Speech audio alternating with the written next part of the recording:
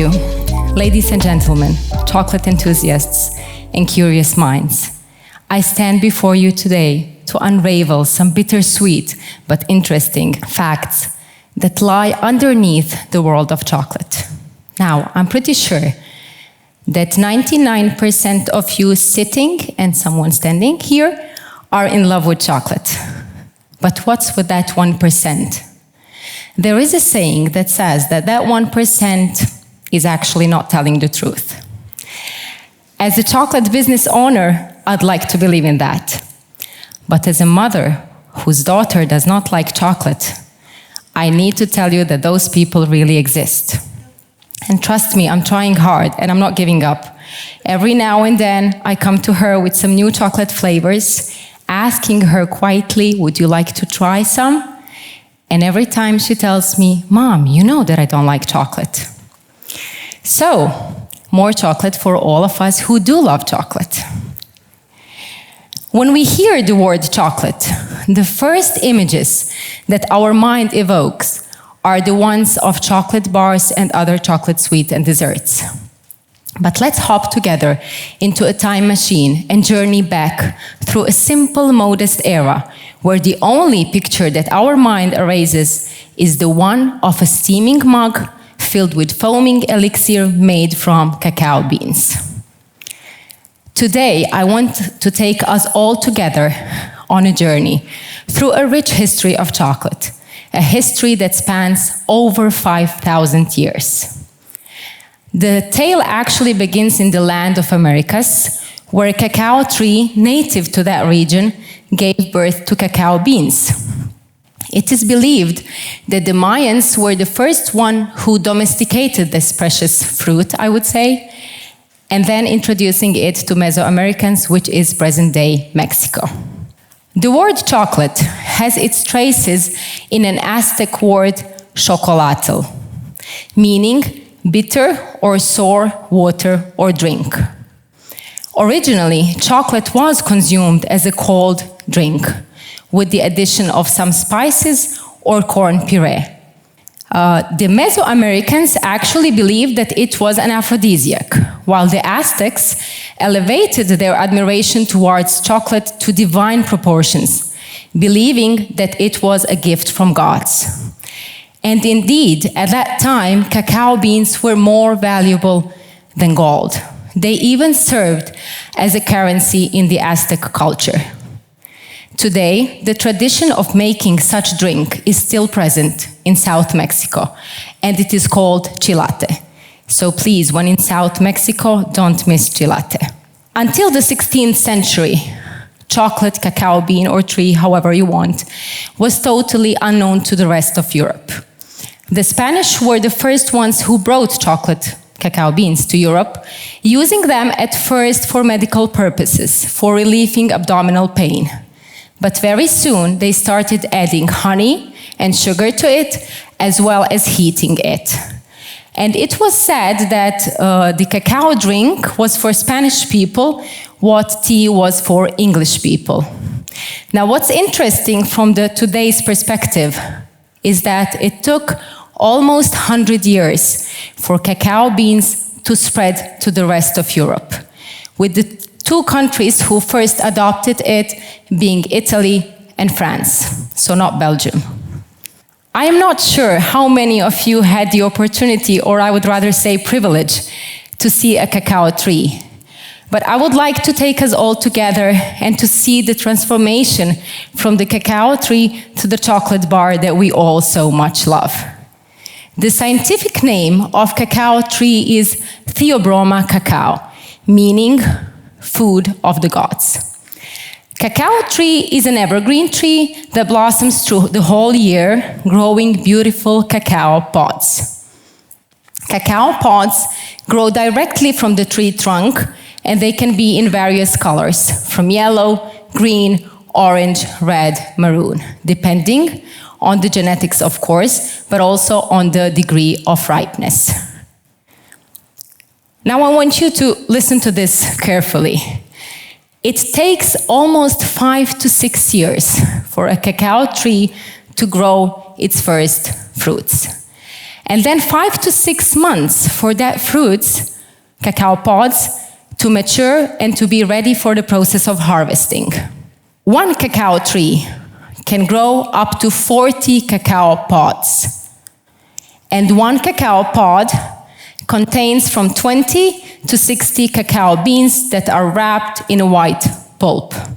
Now, I want you to imagine that tree with all the 40 cacao pods and with all the beans. Don't let me do the math. Just imagine that, because we will need it, the entire, to make 1 kilogram of dark chocolate. Why did I say dark chocolate? Because dark chocolate has the largest amount of cacao mass in it. So remember this next time you grab that dark chocolate from the shelves in the shop. These are some titles that I personally like to hear when it comes to chocolate. And usually, they very often come with the prefix chocolate. But what if I told you that they do not really refer on every chocolate? They refer to cacao beans. And the largest amount of cacao mass in a chocolate, the closer we are to these claims, but also to these numbers. Here is a picture of a cacao bean. And as you can see, 50 to 55% of it is fat, which we call cocoa butter. 30% are fibers and sugars, 10% proteins, 3% antioxidants, and 2% minerals such as zinc, magnesium, iron, etc. We can say that dark chocolate, I'm highlighting it, dark chocolate, is rich in natural fibers, sugars, and fat, and a little less in proteins. As I mentioned already, I want you to try to imagine that fascinating journey that it takes from a cacao tree or a bean to come to the bar, chocolate bar that we all know. These are some steps here, and some of them last for days, some of them last for weeks, some of them last for months. I would like you to think of the following. How long can a piece of chocolate stand in front of you on your desk before you take it and eat it? It's okay. I imagine that it's seconds or maybe max minutes. Am I right? Yes. Okay. It's good and it's okay. But just remember that it didn't take seconds or minutes for that cacao bean to turn into your chocolate. Chocolate is a multi-billion-dollar industry. However, there are some dark and not so popular things that lie underneath the surface of it. Social injustice and the destruction of precious rainforests are just some of them. We cannot ignore this. And yes, it is a tough issue. But I'm pretty sure that both consumers and producers can be part of promoting changes. Being part of the fair trade movement, meaning that you know from which farm the cacao comes, who are the farmers, and supporting those small chocolatiers and chocolate makers who are part of the fair trade movement is a huge step that benefits everyone. So don't think that you cannot do a change. You can. And it's not that complicated. Now let's shift to a topic that's very interesting amongst the chocolatiers and chocolate makers. And that is the difference between craft artisan chocolate and the industry one. Words such as artisan and handmade carry weight and authenticity. Can you really believe that a chocolate brand company that produces thousands and thousands and thousands of chocolates in a short period of time can really claim to be handmade? Of course not, because it's impossible. I'm telling you from the first hand. I can make hundreds, but thousands in a short time, no. So why claim to be handmade when you're not?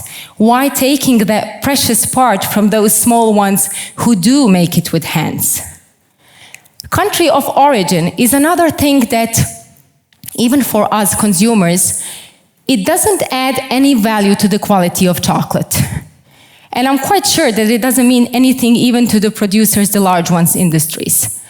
But to those small chocolate makers and chocolatiers who are very often involved in the process of harvesting, for them, that information has a huge value. And it is so good when they put it on the label of their chocolate, because they remember the whole process. It has sentimental value for them.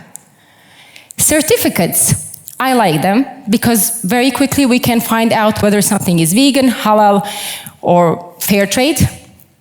But is there a need to put certificate vegan on a dark chocolate? No. Dark chocolate is vegan. It doesn't contain milk. So why putting that label and trying to attract people because of that certificate? All what we need to do is to think.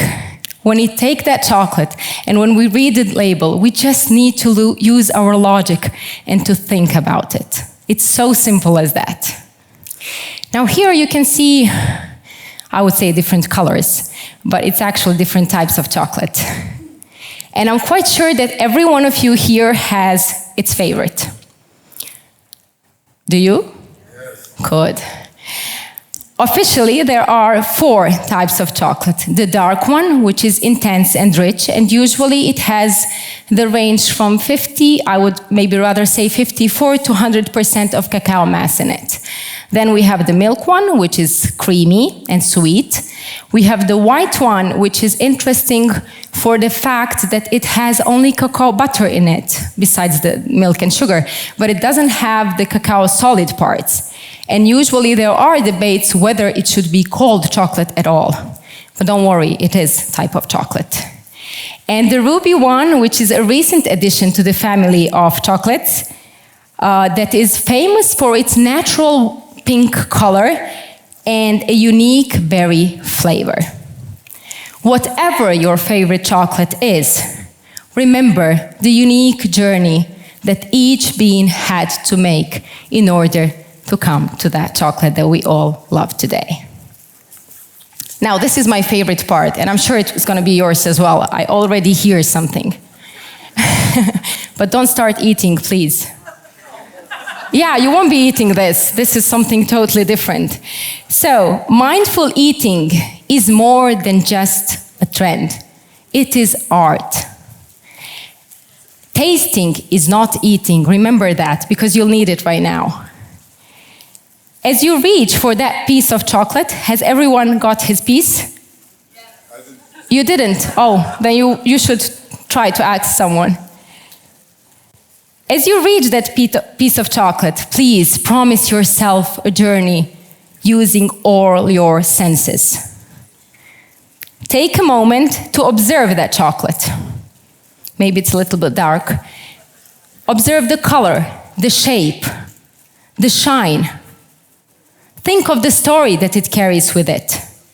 You can do this with your friends, I'm talking now when you're home, or alone. Before tasting it, please engage your sense of smell. Smell is, just do it this way. You can, yeah. Let the aroma of the chocolate tempt your senses. Smell is a very powerful sense. You can even guess what type of chocolate it is by smelling it. And 70% of the digesting activities have already started even before that piece reaches your mouth. Now, as you taste it, feel it. Try to feel the melting point of it. Not every chocolate has the same melting point. And enjoy it. Mindful eating means knowing and understanding the origin of your food. So let that one bite take you through all those cacao farms that I mentioned and through all that steps that you have seen. My parting words for you today are very simple. Do not just eat chocolate. Let it be a whole new experience. Appreciate the flavors, enjoy the textures, and let it be a journey. Thank you.